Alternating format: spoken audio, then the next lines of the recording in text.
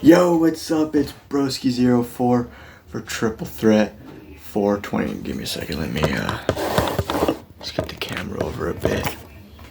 There we go. Have a little like waterfall thing right here. Really cool, kind of calming, man. Feels nice. So, I just smoked like 3 bowls worth of a gravity bong, so I am really fucked up right now. And I was looking through our videos and saw that my last 2 videos on Slipknot had done pretty good. This live video when I was at the concert is like the video that's done the best in a long time. And my review of the new Slipknot album also did pretty good, so I thought I'll do one more Slipknot little video because I just thought this is kind of something cool to do. So even though I'm wearing a Pantera shirt, we are going to be ranking every Slipknot album from worst to best. And just a bit of a note here, they did release a demo called Mate, Feed, Kill, Repeat back in like 1996.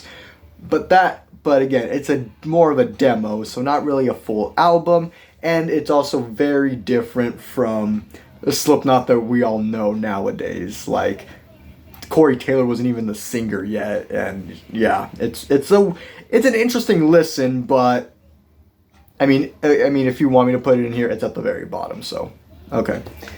Now, starting with the true list, at the very bottom is the only Slipknot album I do not have a physical copy of, and that is Point Five. The Gray Chapter, which was their 5th album.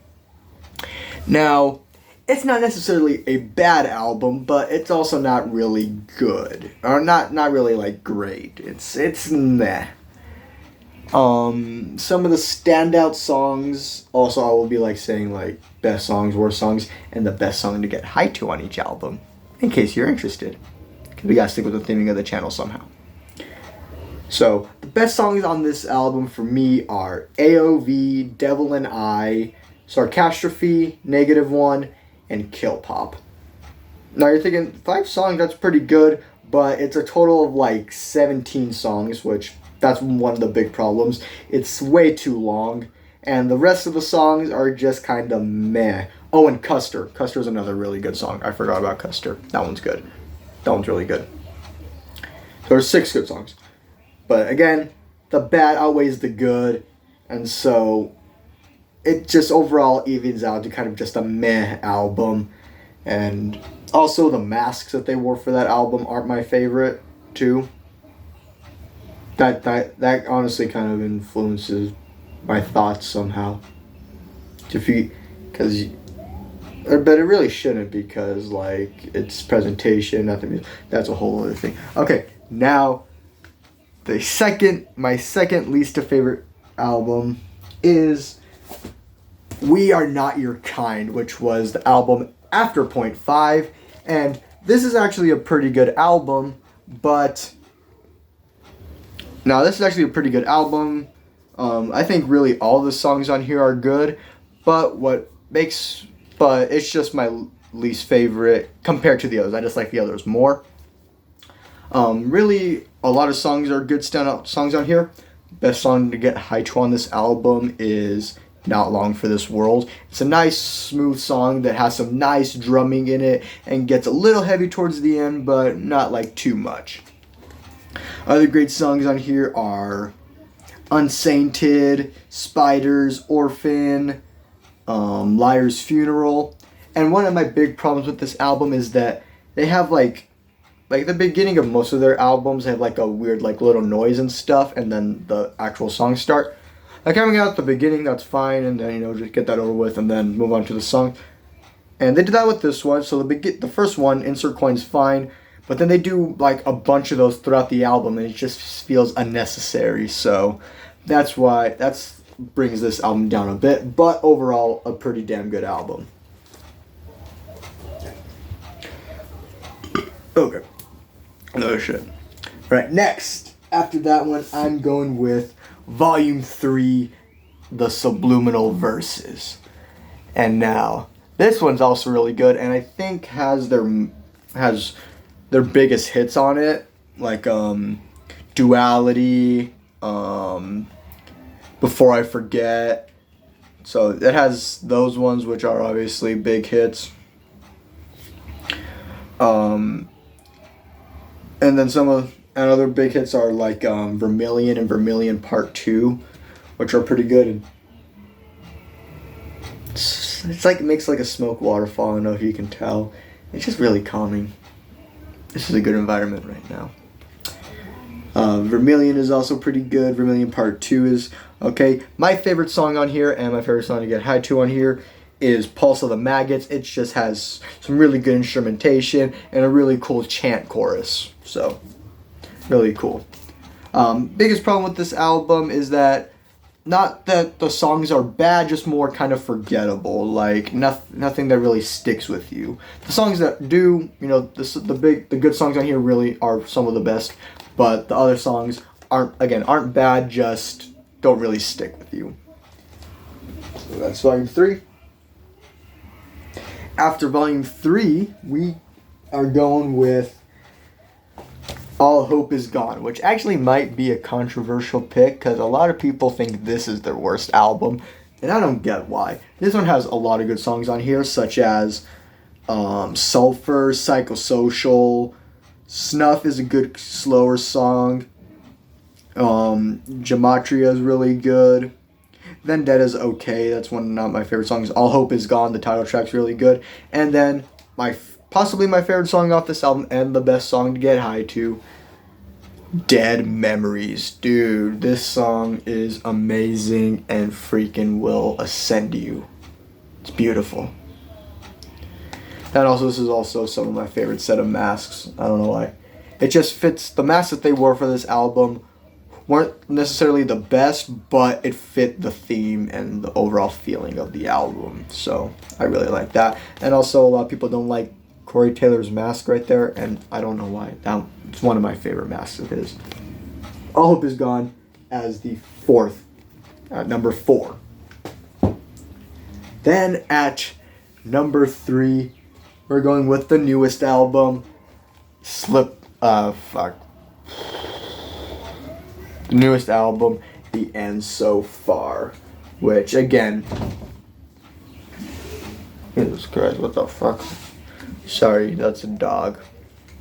Which again, I'm not gonna spend too much time on this one because I've already did a whole review of it. If you want to hear more my complete thoughts on the album, go watch that review. Get it more likes and views because that's cool. And but I did not say which was the best song to get high to on this album. So that song is Day Sod. Again, much like Dead Memories, just really good. Again, slower songs, but still like have a bit of heaviness behind it to give it a bit of bounce, and just really, really good. So The End So Far. Again, want to hear my full thoughts, go watch my whole review. Right, now these last 2 albums are very interchangeable. You can put one or the other at 1 and 2. If you like one more than the other, it's understandable because these are both like god tier albums. Like, these albums are amazing, dude. Some of the best metal albums you will find, in my opinion, some of the best metal albums you will listen to. But at number 2, I am going with their self-titled album, or their first album. Now, every song on here is amazing. Every song on here is just a banger. There's not a bad song on here. And this is the best set of masks they had. These are the original ones, and this is the best album cover too. It's just so fucking awesome, dude. Definitely one of my favorite albums of all time. And I mean, just so many good songs on here. Like, I guess the bigger ones to stand out: Sick, Eyeless, Wait and Bleed, Surfacing, Spit. Again, it's just all of them, dude. It's just a perfect album. My pick for best song to get high to is Me Inside, which is a very good song. It has a really cool sounding chorus. This is also Corey Taylor's best singing. Alright. Then at number 1 for the best Slipknot album, their second album, Iowa.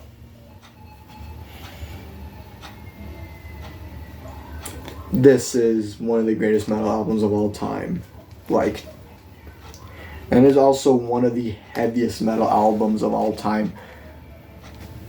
Like,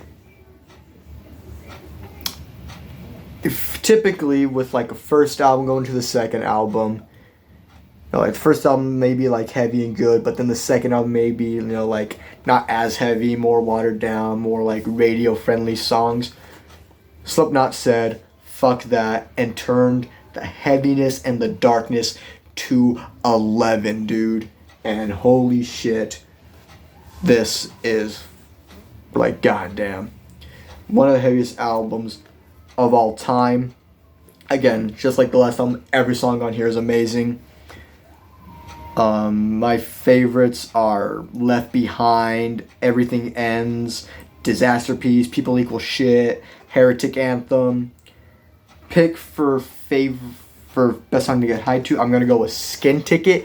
It has some, again, I guess it's a bit slower, but again, it's still very heavy, and there's some really cool sounding drums in that one.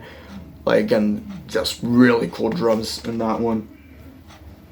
And then one song that is maybe not the best song to get high to, but an interesting one to get high to. But an interesting one to get high to is the last song on here, Iowa. It's a very dark song, and again, it's interesting to get high to. It may scare the shit out of you because it did that to me. But yeah. So, anyways, that was my ranking of every Slipknot album. I recommend you listen to all of them and you can form your own ranking and your own opinion on the album. I've heard some people say that my least favorite 0.5 is their favorite, so that's the beauty of music and art, man. It's all subjective, it's all opinion, and that's just the beauty of it.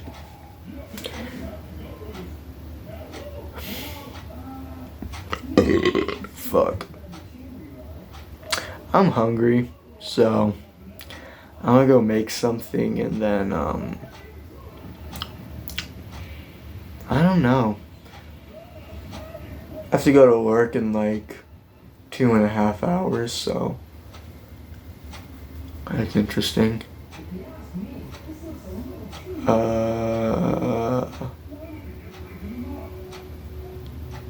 Yeah, subscribe to the channel.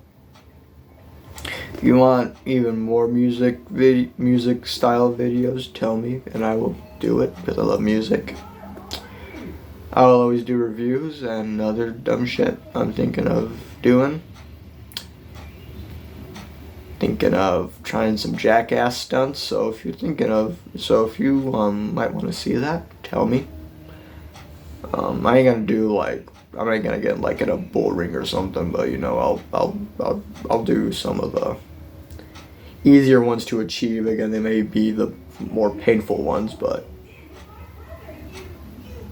I can do them, so we'll see what I do. So yeah. And subscribe, like the video, like our other videos, go watch our other videos, and be cool. Bye. Fuck. I got way too high. It stopped? No, what the fuck?